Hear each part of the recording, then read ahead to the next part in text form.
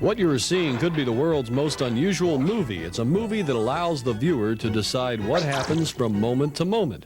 Dragon's Lair is a new generation video game, and it's as far removed from Pac-Man as Steamboat Willie is from Sleeping Beauty.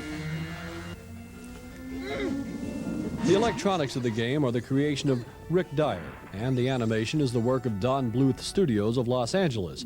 Don Bluth was formerly an animator for Walt Disney Studios, but in 1979, he and 11 other Disney animators walked out and formed their own company. Their first major project, The Secret of NIMH, was considered to be visually beautiful by critics, but didn't raise too much fire at the box office.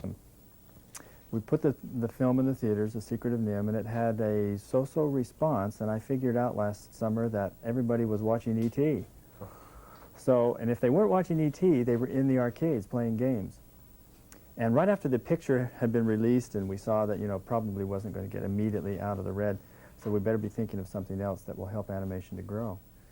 And there was at that time, there was a young man who came to us and he says, our company called Advanced Microcomputers would like to do an arcade laserdisc game.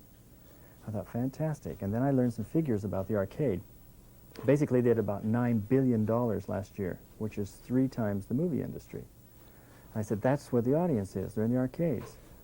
So, yeah, so why couldn't we do this then? We could make an animation game.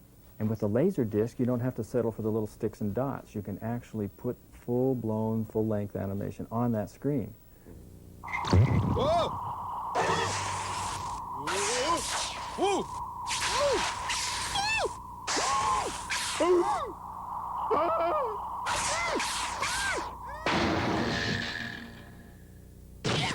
So with that kind of an idea in mind, we started working on game concept. How do you get the laser light to relocate on the disc so that it plays the scenes in the right order? That's where I'm lost. I don't know how that thing works.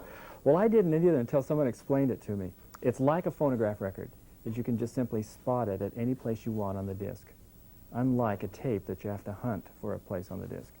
So it's called random access when they get into the, the jargon of the engineers. But that laser light will access itself to any point on the disc, so all we have to do is design a scene showing danger, and then put another scene next to it showing the resolve of that danger. And if the player is reacting correctly when he sees the dangers, he'll either push a directional stick or push a sword button, and the laser disc will relocate to the next scene.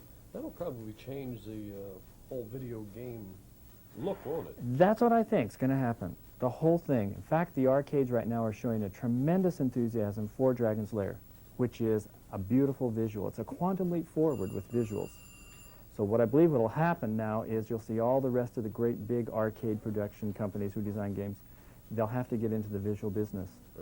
That pulls Hollywood into the picture. We can't settle for sticks and dots anymore. We're going to have script writers and scores. And in Dragon's Lair, we have a musical score. We have sound effects, and you have a little story. You have main characters and a villain and, all the things that we traditionally see in films. Also have the lady. Ah, yes. What is the world without the lady? So Save me. that's what she says. So anyway, we've created what I think is basically a mini movie. It's done with a laser disc. It's in the arcade, and you have to interact with it using controls to see the story play itself out.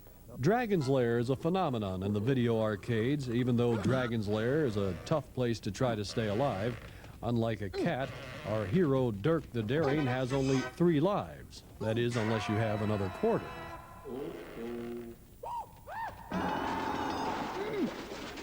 I'm very excited about Dragon's Lair and the visual games, these arcade games, because it will help us train animation talent.